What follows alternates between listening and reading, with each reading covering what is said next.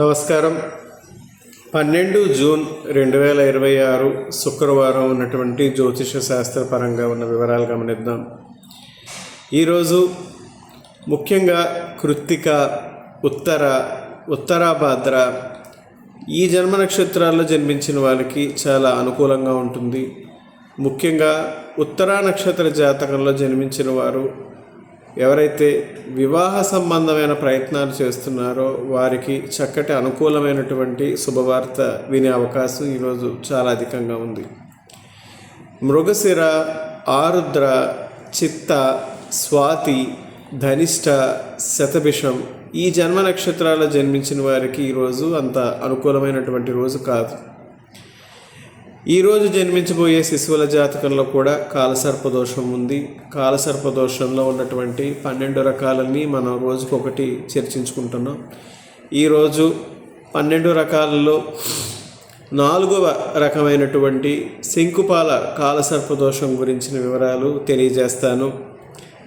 వ్యక్తిగత జాతకంలో ఎవరికైతే రాహువు మాతృస్థానంలో అంటే చతుర్థ స్థానంలో మరియు కేతువు రాజ్యస్థానం అంటే దశమ స్థానంలో ఉంటారో వారికి ఉన్నటువంటి కాలసర్పదోషాన్ని శంకుపాల కాలసర్పదోషం అంటాం. శంకుపాల కాలసర్పదోషం ఉన్నవారికి మానసిక సంతృప్తి తక్కువగా ఉంటుంది. ముఖ్యంగా వీరు తమ తల్లిగారి ఆరోగ్య విషయాల్లో తరచుగా సమస్యల్ని ఎదుర్కోవాల్సి ఉంటుంది.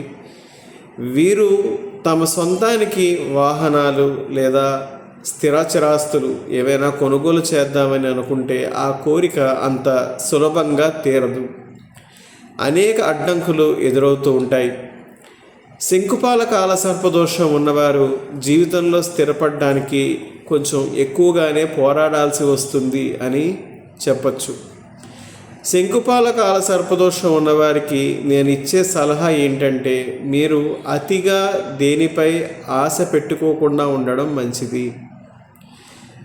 మీకు లభించిన అవకాశంతో తృప్తి చెందడం మంచిది.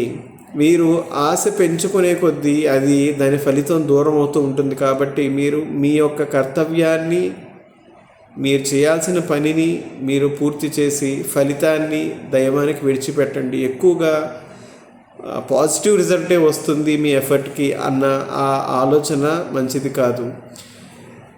ఏ రకమైన కాలసర్పదోషం ఉన్నవారైనా కూడా రోజు రాహుకేతువుల స్తోత్ర పఠనం చేయడం మంచిది. తీవ్రత అధికంగా ఉంటే కనుక రాహుకేతు పూర్ణకుంభ శాంతి జపం జరిపించుకోవడం మంచిది.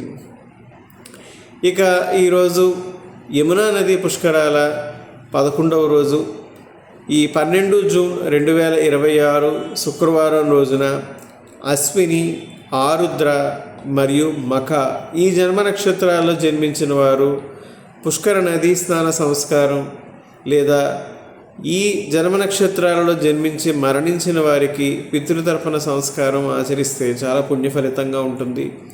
పుష్కర స్నానం చేస్తున్నప్పుడు ఓం నమో భగవతే పుష్కరాయచ బృహస్పతే స్వాహ ఈ మంత్రాన్ని మాత్రం పఠించండి. దీని ద్వారా పుష్కరుని మరియు గురుగ్రహ శక్తి రెండింటినీ పొందగలుగుతారు.